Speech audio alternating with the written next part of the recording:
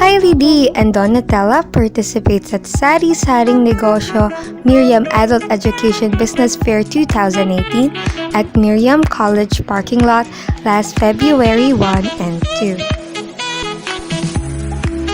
As dressmaking NC2 students, Ate Donna and I combined forces to sell our handcrafted and sewn products under one booth, which is success. We sell friendship bracelets, pom-pom earrings, tassel earrings, crochet bras, pouches, cell phone cases, keychains, drawstring bags,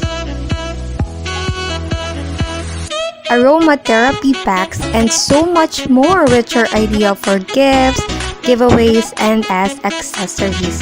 15% of our proceeds went to Miriam Scholars. For orders and inquiries, our shop can be reached online through our Facebook pages.